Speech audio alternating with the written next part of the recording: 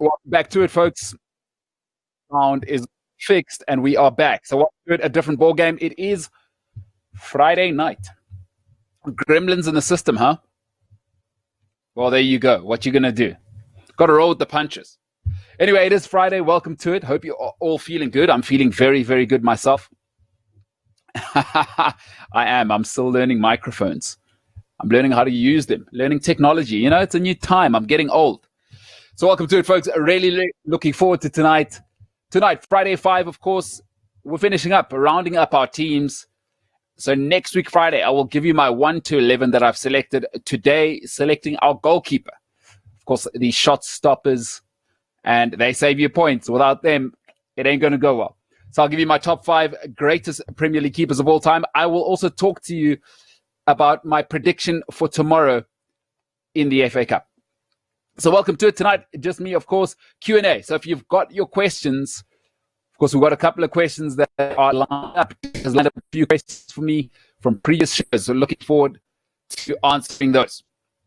But as I said, we're going to start off, of course, with the Friday 5, and then we'll talk FA Cup final, of course. I will give you my mixed team.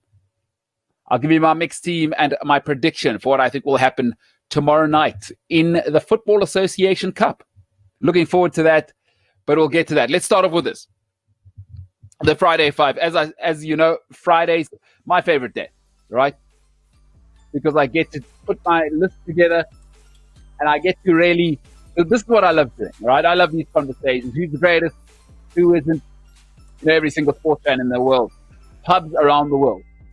Who's good? Who's great? Who's this? Who's world class? Who isn't?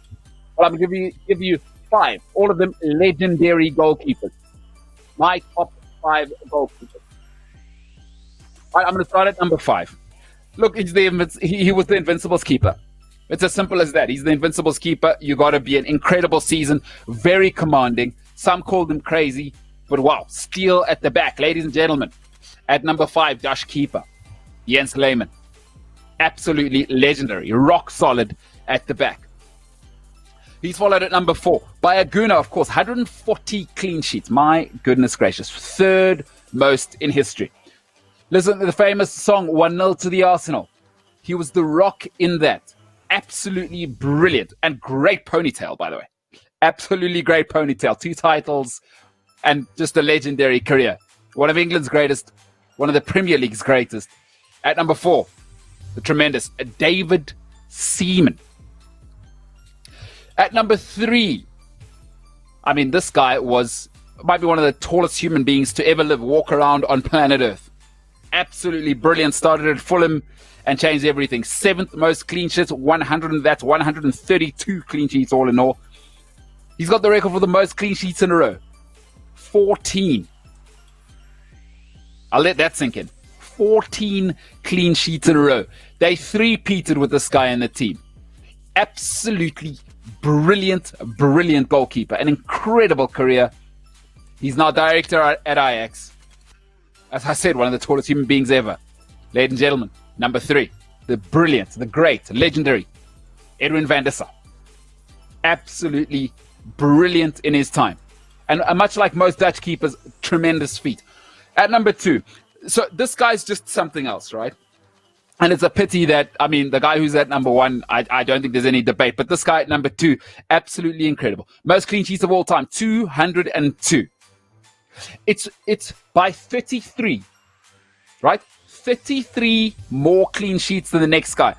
The incredible part is he's played 129 games less than David James, who's in number 2. 202 clean sheets. It is the record. It's incredible. Right? It's the most clean sheets in the season. I mean, 24. That team was unbelievable. All right? Most golden gloves of all time. 4 of those. He's done it with 2 teams. He's conceded, I mean, it's incredible. In the season where he had those 24 clean sheets, he conceded 13 goals in that season. 13 goals in that season. It's just out of this world. He missed, I think, 3 games that season. He conceded 13 goals in 35 games. Absolutely incredible. In 04-05, that team, of course, went on to only concede 15 goals in the season. Best defense the Premier League's ever seen. Ladies and gentlemen, 4 titles and a scrum cap. At number 2, legendary goalkeeper, the Czech's finest, Peter Cech. Petr, check that out, as Tommy Smith with a Y. Absolutely legendary. Colossal figure. Colossal figure. At number 1, I don't think there's any competition. And it's quite simple. 5 titles. They three-peated. The treble, even though that's not Premier League, but they were the guys. Here's how good he was.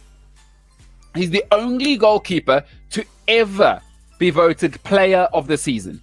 Not goalkeeper of the season, player of the season.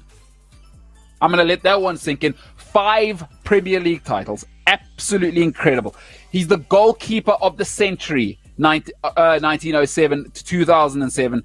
Ridiculous saves, right? Quite easily the most talented shot stopper the league has ever seen. It's not even close. Ladies and gentlemen, at number 1, the Great Dane, Petr Schmeichel. The best. Listen, I don't care how much you hate or love Man United. This guy's the best. And quite frankly, it's not close. He was the player of the season. I mean, that separates you from the rest. The player of the season. So the players have gone and voted for him. Not that rubbish Football Writers one, where the players vote. The players have said, he's the best player. It's almost impossible for a goalkeeper to be the best player in the league. Not this guy. Petr Schmeichel. Colossal figure. The Great Dane. Dave, give me that list. Top 5, folks. Lehmann, Seaman, Van der Sar, Cech, Schmeichel. What do you think? I would love to know what people think. There is a Q&A, remember, so we will get to that. But, I mean, I just don't see how you do better than that. Lehmann, unbeaten. He's an invincible keeper. What do you want? Seaman, 1-0 to the Arsenal. I mean, they built a chance. They were so good at the back, there was a chance. I mean, what do you want from that? Right? See, David Seaman, one of the greatest. Peter Cech, one of the greatest. Schmeichel, do me a favor. Edwin van der Sar. Can't look past that. So that's my top 5. Dave, give me that list again. And for our podcast audience, I'll read it out for you. At number 5, Jens Lehmann. At number 4, David Seaman. Number 3, Edwin van der Sar. At number 2, Petr Cech. At number 1, Petr Schmeichel. Let me know what you think, guys. I'd love to know what people think. There's nobody else. I've gone through, I've really fine-tooth comb. There isn't a better list than that. I'll let you argue the order. I mean, the top 2 separate themselves, but between Van der Sar, Lehmann, and Seaman, I'm either way, really. That's my top 5. Again, from the top, Peter Schmeichel, Peter Cech, or Petr Cech, Edwin van der Sar, David Seaman, and Jens Lehmann. That is my top 5 greatest keepers of all time in the English Premier League. Next week, I will give you my complete 11. Because I've picked everything now. So I'll give you my complete 11. Speaking of giving a complete 11, it is the FA Cup this weekend. It is the FA Cup. Arsenal, of course, are drawn as the home team, which matters. By the way, you get the home dressing room, and that does matter in the draw. So Arsenal drawn as the home team. It is Arsenal-Chelsea. So what I've decided to do is I've picked my combined 11. So my combined 11, and we'll head into the weekend, and then I'll give you my prediction, and then we'll get into the Q&A. So I'll get into the 11, and then I will reveal that 11, and then we'll roll out as to why, and then we'll roll out a Q&A. So Dave, let's get into it. Let's bring up that 11. Here is my combined 11 for the weekend. For the podcast audience, I'll start at the back. Emiliano Martinez. He's been a revelation. I think he's better than Leno. I don't think Leno's feet are as good as Martinez. This guy's been their backup for like 11 years, by the way. It's incredible. Martinez could start for anybody in world football as far as I'm concerned. Solid, great height, great under the cross, very commanding in the box, commanding of the back four. Been quite brilliant. I think he's better than Leno. Leno's, I think, a great shot stopper, but his game's limited in terms of commanding those crosses. And I believe Martinez's feet are better than Leno. I do believe that. Right back, Reece James has been the revelation of the season. I think he's probably been the best right back in the league.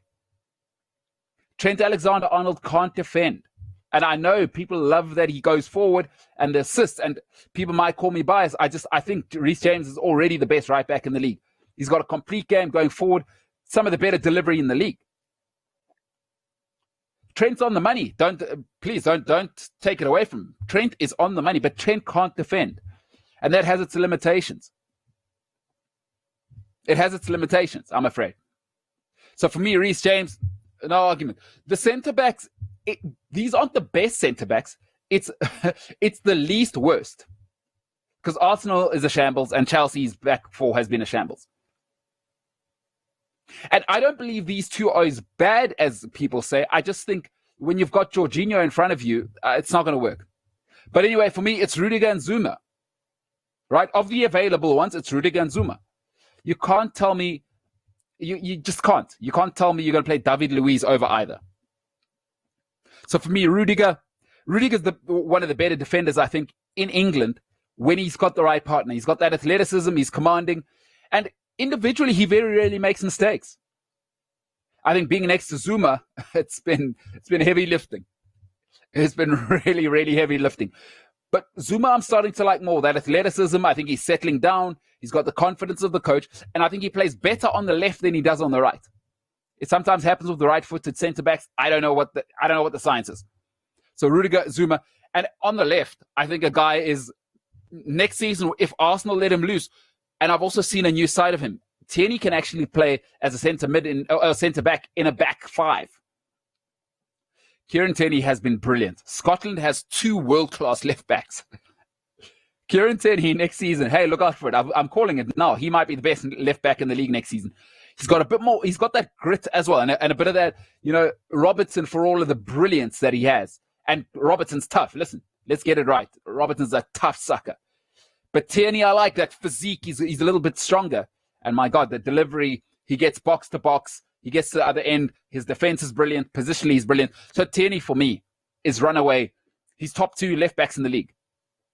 Not just against Arsenal, against Chelsea. He's top two left backs in the league. I'll say it right now. He's absolutely brilliant. And what I like about Tierney over Robertson is, again, Robertson, I love going forward. Going back, I'm not quite sure. But the Liverpool setup is just brilliant for him and Trent for what they do going forward. Absolutely magnificent. Tierney, no contest. But in the midfield, I'll start at the base. N'Golo Kante. There we go. We're done. You can't compare Granit Xhaka there. I don't care. Arsenal fans are so excited by Xhaka being mediocre. So he was bad, and then he came back and he's recovered and been mediocre. Because, by the way, Arsenal came ninth in the league. What must I do about that? No, Granit Xhaka doesn't get... Here's the thing about Granit Xhaka is, if somebody pushes you in the river and then, they run down the river and they catch you and they save you and they're like, whew, man, you almost drowned. It's like, and then they expect you to be grateful. Like, I saved you. It's like, hey, I'm going to kick you in the face. You threw me in the river. What do you mean? I must thank you for saving me. So Granit Xhaka, the awful first half of the season that you had, by the way, we don't thank you for the decent second half you've had. You've already forced us to be 10th, 9th. Oh, no. No chance. N'Golo Kante at the base. Mason Mount, revelation of the season for young midfielders. He's certainly the best young player of the year for me. Trent Alexander, I would consider more as a developed player, but he's second to Trent Alexander-Arnold as the young player of the season. Mount has been exceptional. He's up and down. Positionally, he can play on the left, he can play on the wing, he can play on the right, but exceptional. Very much in the Lampard mold. I think they're going to develop him. I think Lampard sees something in him. Great athleticism. And he's been brilliant. Doesn't mind a tackle either. So I love Mason Mount. Gets stuck in. Kovacic, I think that speaks for itself. If you're an Arsenal fan, be honest. Ceballos, okay. But you've been okay after lockdown. And even then, it's been really the last 3 or 4 games. I don't put Ceballos ahead of anything I've seen there. On the right, Christian Pulisic, a Captain America. Say no more. Say no more. I know he plays on the right, but there's a slight problem. Is the guy had to play on the left. I can't leave him out. So Christian Pulisic, Chelsea's player of the season. Just out of this world. And he's just starting to develop, 21 years old. Imagine this guy next year, starting to settle after lockdown. He's been something else. Listen, Aubameyang's been, this guy's just something else. And for Arsenal fans, he's been playing off the left. And Aubameyang's not one of those lazy guys who stays up front, right? He's not playing like left forward. He does drop back and cover for the left back. And he still nearly won the Golden Boot. This guy is insane. His goal last week, by the way, against Watford, get out of town. The very definition of world class, Pierre-Emerick Aubameyang on the left. Because you can't leave Giroud out. I'm sorry, on Giroud's form, he's been top 2, top 3 strikers in the league post-lockdown. And I'd even say since really the December break. You can no longer leave Giroud out. He gives you a 360-degree game. And in fact, he doesn't mind running off the last shoulder. You can't leave Giroud out. There's no way I'm leaving Giroud out. So for me, up top, Giroud. And then Lampard's just shown that he's one of the best managers in the league. Top 4, no money spent. Great season. So for me, of the two, Arteta, I've seen some slip-ups. Let's see how it goes. But I'd rather have Lampard as my manager. So what's my team? At the back, Martinez, Reece James, Rudiger, Zuma, Tierney on the left. Pulisic on the right, Kovacic in the middle, Conte's the anchor, Mount going box to box. Aubameyang on the left, simply the best striker in the Premier League, and then Olivier Giroud rounding it out. What do you think? Have I left anybody out? Am I being unfair to any Arsenal players? Not that I care, because I think this is the team I'd go with anyway. But I think that's pretty spot on. Arsenal have 4 proper players. And by the way, 3 proper players. Those 3 Arsenal players are world class, in my opinion. Kieran Tierney, okay, maybe on the bubble, maybe Premier League class. But Martinez has shown me that he's better than Leno. I think they're going to have to sell Martinez, because if I'm Martinez, I have to be starting the bench next season. All 3 of those Arsenal players are legit. Now, can they build a team around those 3? Can they get Aubameyang to sign? Because Aubameyang's the real deal. He's the best striker in the Premier League. He doesn't even play striker. Could you imagine if Arsenal put him down the middle?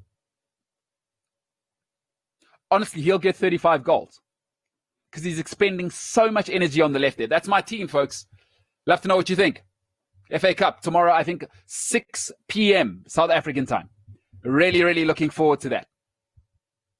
For now, though, let's get into the Q&A, and that'll be coming up after this. Looking forward to that. Send your questions in, and I will answer those as we round out Friday on a different ball game. Q&A coming up after this.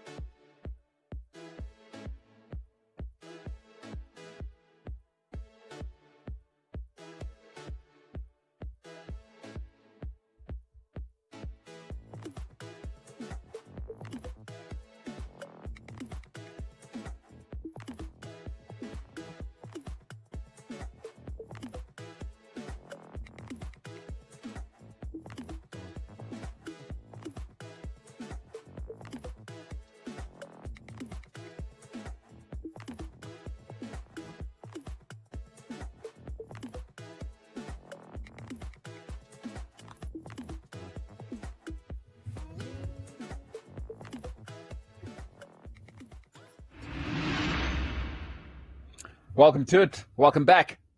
Q&A. We're going to get straight into it. It's been a great week so far. It's been a really, really great week so far. So let's get into today. What questions you got for me?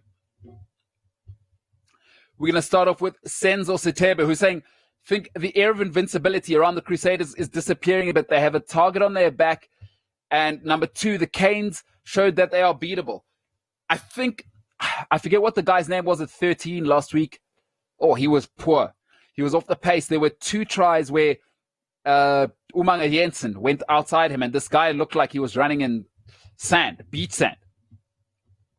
I think that was the problem, and I think Eno has showed how important he is. Look, the Crusaders manage and rotate their players. Let's see what they look like this week. I still think overall, I just don't see that. The Crusaders just keep grinding you down. Can teams for the next 3 weeks play their best rugby every time the Crusaders play them? That's what the Crusaders make you do. You got to play your best every single weekend. Like that was the best the Hurricanes will probably ever play all season. Now, can every team bring that every season? If you don't bring every game, if you don't bring that every game, you're dead. The Crusaders win. Like they will squeeze the life out of you. And I believe the Hurricanes played as good a game as you can play last week. And I think Eno being out at 13, I think that pace is important at 13 to attack and defend. And they lost a weapon there. But great point. Could very well be, Senzo. I think a great point there that maybe it is shattered. What you got for me next, Dave?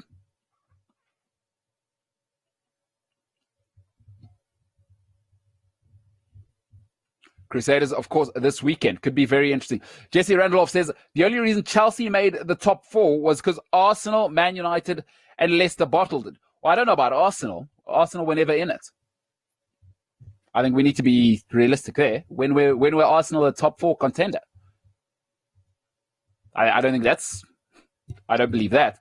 I think Man United didn't bottle it; they came third. So after the lockdown, and Leicester bottled it big time.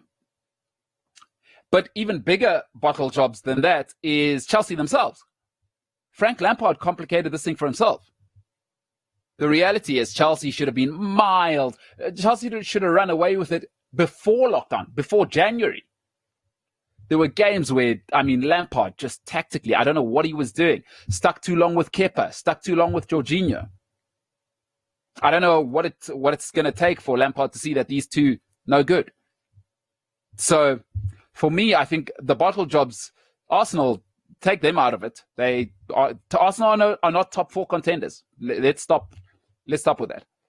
But United didn't bottle it. They were in it, and then Leicester, big time bottle job. But Rodgers, is Brendan Rodgers a bottle job?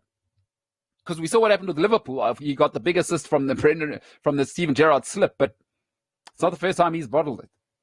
So those are my thoughts. What we got next? David Leroux. Rickus Swart, are you a fan of us maybe moving north? I think he's referring there to the rugby. And Rickus, I could not be a bigger fan of us going north. But I think the biggest mistake that we can make is just to go and play in the north. So I think what we must do is get the Currie Cup right. So think of it this way. Think of it like the Premier League. Don't worry about going north. I would even say this year and maybe even next year in 2021. Don't worry about joining north.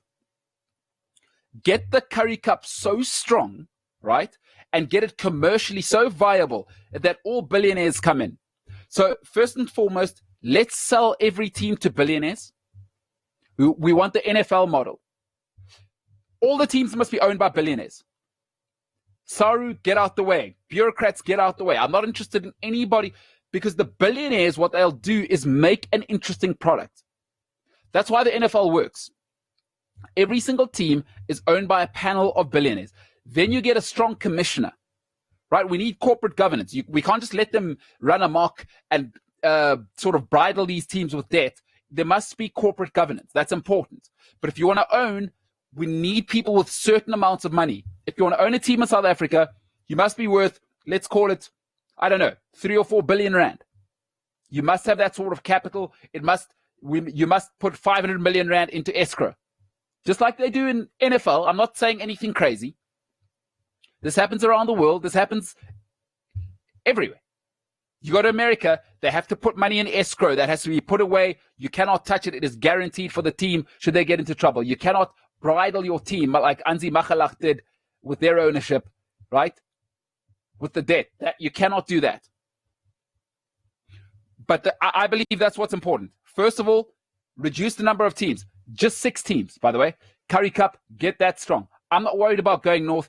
And then maybe in 2 years, once we've established what we've got, all right, flagship tournament, Currie Cup, strongest local tournament in the world. Let's get back to that. And then 2022, let's start looking at, okay, let's maybe South Africa proposed to say, hey, New Zealand, the winners of your tournament, Australia, the winners of your Super Rugby, and then you say the winners of the Heineken Cup, maybe the top 2 in the Heineken Cup. You might say, okay, the winners of the English Premiership, the winners of the top 14 in France. Let's have a Champions League style tournament. This year it's in South Africa. Next year it's in New Zealand. That's the way I'd look at it. I'd say South Africa, stop caring about the rest of the world. Just focus on getting the Currie Cup right. It's not like we're short of money here in South Africa, folks. Believe what you will. Our economy is not great. Listen, you go to Franschhoek, we're doing okay. There's people in Franschhoek with money. Start pitching to investors. I live in Johannesburg, Sandhurst, Sandton. Let's go to those areas.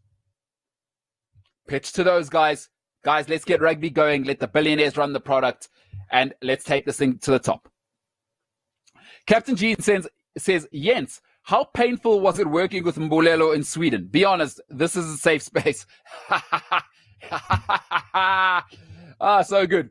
To give you the context there, last year I was in Sweden making a documentary film with our guest from last week, Friday, I think it was, Jens Littorin.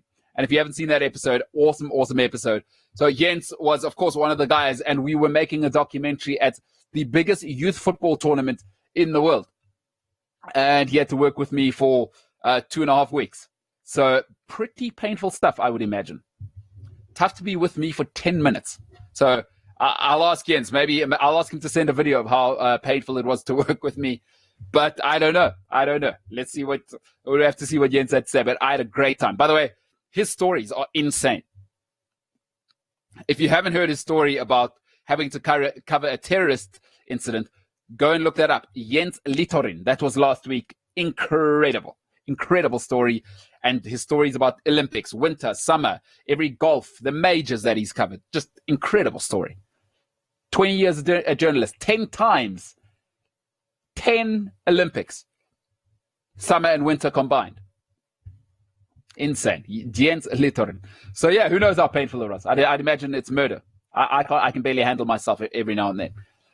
What's next, Dave? Jesse Randolph says, I agree with that team, but I'll put in Lacazette over Giroud and Xhaka or Ceballos for Mount. Oh, okay. Lacazette, has it been his season? He can barely make the Arsenal team. I mean, Arsenal were rotating him.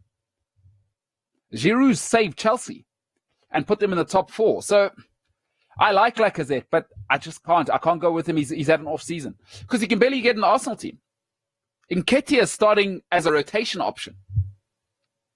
If anything, he's kind of shown me that he prefers Nketiah. And Xhaka and Ceballos, I'm afraid I can't do it. Mason Mount's been consistent from the jump. Mason Mount's been a starting centre mid at a top 4 team. Where were Ceballos and Xhaka for the whole season? What were they doing? I can't reward you once again. If you push me in a river and you save me, I'm not going to thank you for saving me. You pushed me in the river. Ceballos and Xhaka have to be accountable, and we have to say, right, we are 9th. You were a part of that. Mason Mount, we are 4th. You're a part of that. I'm afraid I can't do it. I can't go with anything but Mason Mount above those two. And I think he's a better player than both anyway. So forget just picking them on this season. Ceballos, too many touches. I think Ceballos has come on nicely, though, in the last 3 or 4 games. I think Mikel's probably had a word with him to say, less touches, less of that spinning around stuff. Let's be effective. So I think he's taking control more of the games. Let's see. He'll have his chance to prove me wrong. FA Cup tomorrow, 6 o'clock. Dave, what do we got next? Sin says, do you think Brendan Rodgers is the right man to take Leicester to the next level? If I were Leicester, I would look at Poch or a man like Unai Emery, but he's at Villarreal. Great question. I think Brendan Rodgers is a good manager. I think, you know what he's got? Is I wonder if Leicester will give him 2 or 3 seasons, much like Lampard. It's a very young team. Look at that core, 24, 25, right? is give him some time for these youngsters, because with young players, it's like this, right? So give him some time with these youngsters. It's his first season. Now they know what Rodgers expects. You add a little bit of quality next season. So Yonchu is clearly brilliant, right? He's brilliant. Absolutely brilliant. They're going to have a hard time hang on to Yonchu, by the way. I believe if Man United, if Chelsea are serious, maybe even Man City, I see they're gone with Nathan Ake for 40 mil, but they might come again. They're going to struggle to hang on to Yonchu because I think he's the real deal. Let's give him another season. If they're not top 4 next season, then we got problems. Do I think he's the right man to take them to the next level? I do. I think he can grow with them. He's shown that at Liverpool, because that Liverpool team had no business. All they had was Suarez and Gerrard. They had no business being in the top 2 race. They had no business. So I do believe he is. I think he gives young players a chance. He plays a great style. He's a manager with flair, and he lets his players loose. I think once Demarai Gray settles down, you're going to start seeing him and Maddison form a combination. And I think Vardy's got one more season. Yeah, I'd say top 4, look out next season. So I do believe it, but stick with Brendan Rodgers. But you've got to give him 3-4 seasons. You've got don't give up on him. 3-4 seasons, and then we see where it goes. Dave, what we got? The rig.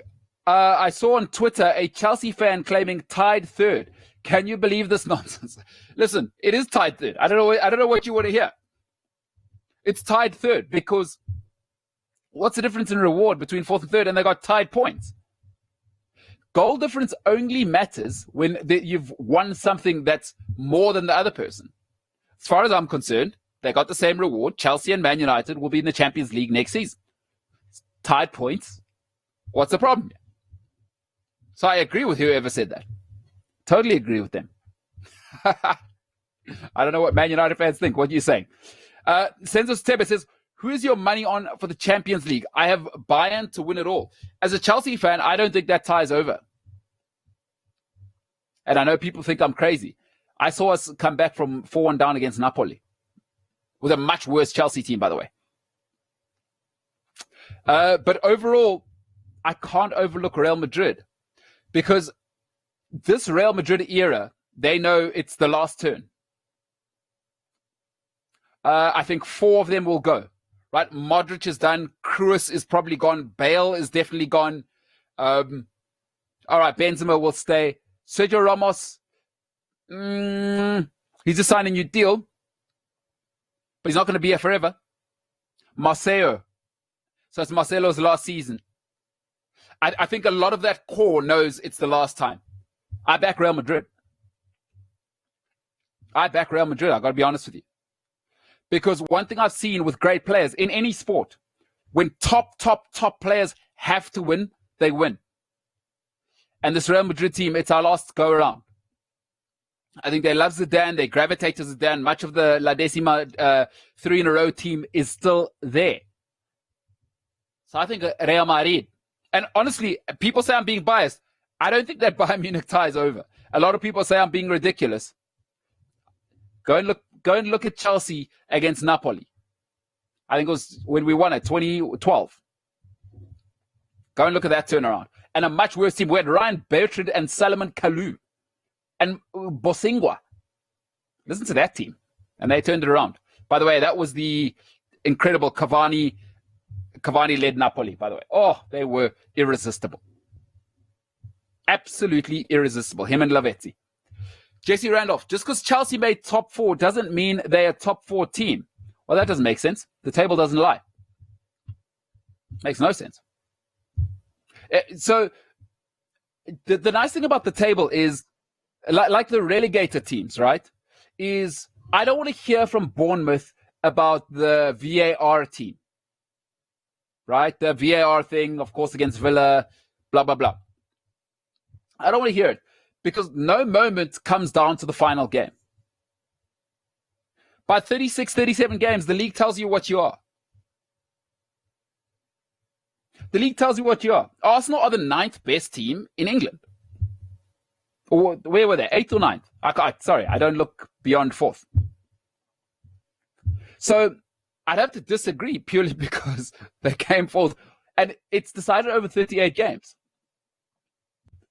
Like, they're in the top four after 38 games. Jesse, I don't know what to tell you. It would be lucky if it was 10 games, don't you think? If it was 10 games, I understand. But you get to go home and away, every team, so you get to show what you are.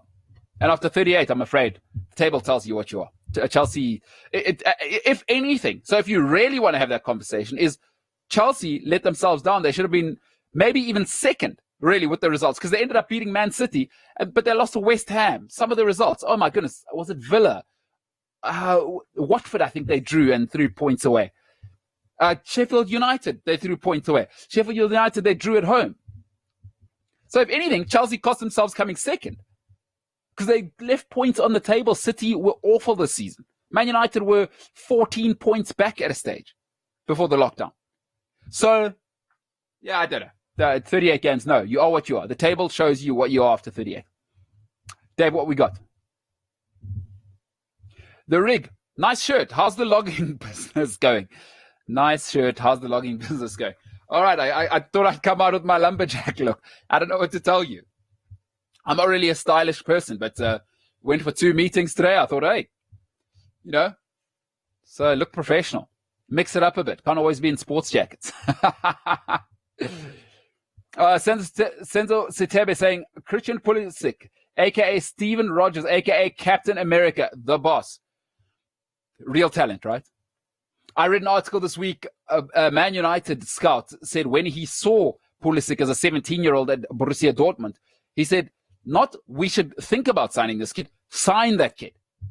United went down the other way. They went to bet 90 million on Paul Pogba. Well, we know how that's worked out. It's incredible. If that story is true, and I don't know why that scout would lie, I can't believe Man United let him slip. After the lockdown, he's been second best to De Bruyne. After lockdown. So not the whole season, because that's ridiculous. After lockdown, I think Pulisic's been second best to De Bruyne. You can't deny it.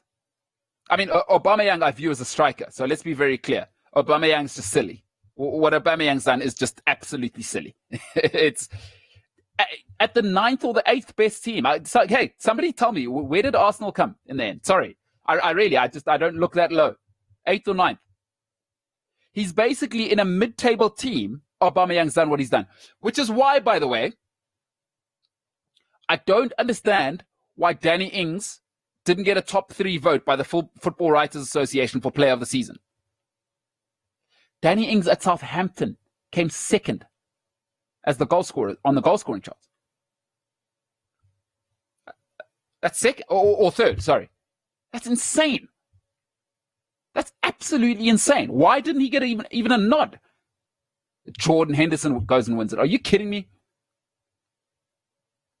Danny Ings should have got the award. Aubameyang, you're insane. Christian Pulisic, I think the second best player post-lockdown. Dave, what you got for me? Absolute boss. Wow. Pulisic, Chelsea, that's going to be something. Because that's going to be a headache. Ziyech next year, Havertz, they're going to get him. They're going to have Pulisic on the left, and then Turbo Timo up front, or Giroud on the rotation. Oh, my goodness. And then Mason Mount breaking late into the box. Ooh, my word. Cheap Monkey says, on your clean sheets and top 5 GK, how important are the backs in making a great keeper? In fact, every coach I've ever played for, so I don't want to go anecdotal and just sound like I've heard people say on Sky Sports. Every coach has said the goalkeeper makes the backline. The backline doesn't make the keeper. Because you must remember, football's about, it's so much easier when you communicate. Unless you're like at the very, very, very, very, very top, it's all about communication. It's all about communication. So every coach I've ever played for, keeper makes the defense. Right? Keeper makes the defense. Which is why David De Gea doesn't make it. Are people aware that David De Gea has only ever won one Premier League title? And then you're going to say, hey, that was with Vidic and Ferdinand and Evra and Fergie. Hey, don't leave that Fergie part up. So I believe it's the other way around. Keeper makes the back four. And it's difficult to discount that, right? Is all of Schmeichel's defenses weren't like world class.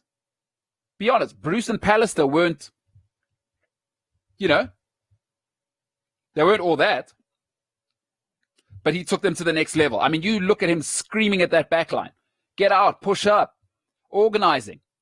So, yeah, my thoughts are goalkeeper makes the back line, not the back line makes the keeper. Hope that answers your question. And I just saw, so Arsenal came 8th in the league. Pierre-Emerick Aubameyang maybe needs to get on that football writers list as well. It's ridiculous. Arsenal have been a shambles. What is he doing in that position? Nearly winning the Golden Boot. Absolutely incredible. By the way, Africa's finest. How's he not on the list for, I guess, Sadio Mane? Get out of town. Sadio Mane is the best player in the world right now. Senzo Tebe saying, Clippers-Lakers, what an epic game. Great preview to the Western Conference Final. The NBA MVP race is going to be close. You have 6 strong contenders. I do not believe you have 6 strong contenders. Right, so Dave, leave that message up. I'll deal with the first part. Clippers-Lakers. Those who didn't see it, LeBron James. Woo! LeBron actually had a terrible game. I rewatched the whole game this morning. He had an awful, awful game. But when it counted, he came strong. He drove, and then boom, off the backboard, and then a slam dunk, 113, 111. And then the greatest part of LeBron, everyone's saying he's washed, he's tired, he doesn't have that physique anymore. On defense, not only does he defend Kawhi Leonard, because on the dribble, almost dribbled the clock out, really. He forced him to pass the ball to Paul George, and then he transitioned onto Paul George and pushed him out way beyond the three-point line and gave Paul George an impossible three-pointer. So LeBron came up big, great game, and indeed a great sort of preview to the Western Conference Final. So the MVP race for me, I think LeBron's got it in the bag. It's the hardest conference, and it's been a runaway. It hasn't even been close. Because what are people always saying about Western versus... this is what people call the Eastern Conference, the Leastern Conference. Isn't that what people always say? And then LeBron said, okay, I'm going to come on over. Last season, not great. Now, people want to start making excuses about the Western Conference not being as strong, or what's the story? Did the Western Conference all of a sudden not get... is it not strong enough? Now LeBron's run away with the Western Conference. He's been comfortably the best player in the Western Conference. Now you don't want to give LeBron his shine. Giannis Antetokounmpo, listen, I have to say the same thing about Giannis. It's a little bit easier in the Eastern Conference, right? And he's still... So what do I do about it? So I got to go LeBron, and it's not even close. He's led the best. He's been the best player on the best team by a runaway. It's not even close. So I'd love to know if you're thinking, who's the other 4 contenders? Because I'm guessing it's Giannis or it's LeBron. I'd love to know who would the other 4 be. Listen, Giannis Antetokounmpo he's been incredible this season, because his problem last season, right, is you could trap him because he couldn't shoot. And what you'd do is you'd set up with 3 big men and you'd force him to drive, and then you'd meet him at the rim. And then you force him to go to the free throw line. Brick. But this season, sort of that mid-range game is coming along. Giannis is going to be a problem for the league, folks. Giannis is going to be, if Giannis can develop any sort of mid-range game, right? Because there's nothing you can do. He's going to average 20 a game. He's going to roll out of bed, average 20 a game. Giannis is going to roll out of bed and average 20 a game. Don't you worry about that. He gets a mid-range game. Oh, my goodness. Right? That's where Kevin Durant's unstoppable. I'm not saying he's ever going to be that, because Kevin Durant isn't just great with the shot. He's got that touch, but the handles. I don't think Giannis has that, right? But if Giannis can develop any sort of mid-range game, you're going to have a problem. Then we started to talk about a guy rolling out of bed and giving you 27, 28. Uh-oh. 27, 28 without even trying. Because Kevin Durant is shooting from a shooting arc of 11 feet, folks. You cannot defend that. There's nobody in the history of the league, not even Wilt Chamberlain, could defend that. So I don't know. I'd love to know what people think, but for me, it's LeBron. It's not close. It is not close. Jesse Randolph says, so I'm going to try and watch a rugby game this weekend. Is there a match you would recommend? Oh, wow. Okay. Listen, watch anything with all of the New Zealand games are the ones you want to watch. And I would watch the Crusaders game because the Crusaders play rugby the way it should be played. A combination of strong forward play. So since you don't watch rugby, I would say Rugby 101, the tight five. So those are your props and your two locks. They set everything up so that you can do the flashy stuff with the backs and the loose forwards. The Crusaders play the game the right way. Right? You got to earn your yards. You got to earn your flashy sort of play. You got to earn the right to play out wide, they say in rugby. I would watch the Crusaders every time. So I think it's the Crusaders Blues. It'll probably be the game of the season. Two best teams in New Zealand. So watch that one. That's the game I would watch, Jesse. And enjoy. Welcome over to rugby. Senzo Satebe says, truthfully speaking, who is the best team in the world? Because now it's hard to tell because India only play their tests at home. So for me, it's probably Australia. I think you're probably right. I don't think that's ever really changed, right? We had some dominance for 3-4 years under Smith. And then our bowling team was insane. But Australia, the thing about Australia is that, grit can travel. The problem with the Proteas is our batting underperformed in the last 5 years. So you can't travel with the bowling, with seamers that are bowling well, right? Is what happens when you go to the subcontinent. That's useless.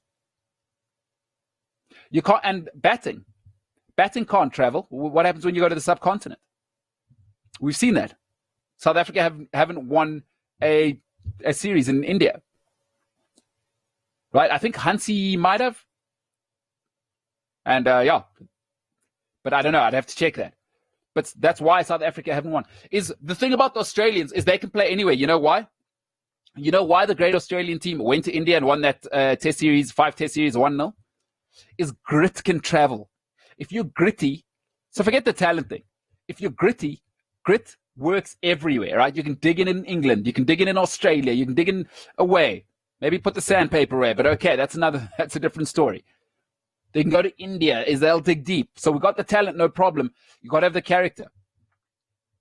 So I think whatever it is in Australian cricket, man, they're tough. And they're mentally tough. It's my criticism of South Africans and South African teams. Mentally, we're so fragile. We're so fragile. So it costs us in India and I think too many times in Australia. So I agree. I think Australia is the best team. India, listen, India, I will never give India credit because once the ball bounces above shin height, which is why Virat Kohli, are you kidding me? Get him out of here. People talking about him being one of the greatest of all time. Stop it. As soon as Virat goes to England, Australia, South Africa, get out of here. Can't bat. As soon as the ball bounces above ankle height, Virat can't bat. Come on. Get out of here. And were people saying India was the best team? I hope not. I hope people aren't saying India is the best team because they can't play outside India. I'm sorry, if you want to be the best in the world, you got to be able to travel. So I agree. I think Australia are the best team. They've got the correct balance of talent and grit. And South Africa has just lost an absolutely great generation. So folks, for today, of course, it's been a different ballgame. We'll close out with the last question. And thank you so much for joining us, guys. And to everybody, by the way, you could be doing anything. Thank you for the support. Be a friend, tell a friend. Remember, like, share, and ensure people subscribe on the YouTube. To finish off the half, Jesse Randolph says, so what's your predictions for tomorrow? Will there be extra time penalties? I think it'll be 2-1 Arsenal for the win. Jesse, great prediction. Hey, love Arsenal or not, let's not put them down. They are the most successful FA Cup team. There's something about Wembley and the Gooners, right? There's just something about it. My prediction, I think 1-1, right? Extra time. And I just think Chelsea have more off the bench. I really do. In fact, I'd probably say 1-1 out of a bit of empathy. I think probably maybe 2 or 3-1. I just think the firepower that Chelsea can bring off the bench. Ruben Loftus-Cheek, you can bring that power, that running power off the bench, right? Arsenal, a little bit fragile, a little bit tired. Hey, you know what cup football is like. It's going to be tight. It's going to be tetchy. Two teams, two young managers, very, very desperate to do what is necessary to both in the infancy of their career. Either way, it's going to be a great story. But if you want my final prediction, I said 1-1. Let me get off the fence. I think Chelsea 2-0. I think they'll be too much. They'll overpower the Gunners. And Frank Lampard will have his first title. Folks, to all of you, thank you so much. Thank you for the support. It's been another great week. We will be back next week with a different ballgame. It has been such a pleasure. Like, share, subscribe, and tell a friend. Be a friend, tell a friend. We are trying to change the landscape forever. Along with Big Shot Media, Cliff Central. Like, share, subscribe, Cliff Central Sport on YouTube, Instagram, and Facebook. At Cliff C Sport, of course, on the Tweet Monster. Ladies and gentlemen, it's been a pleasure once again for this week and for tonight. I am MKT. It has been a different ballgame. Thank you very much.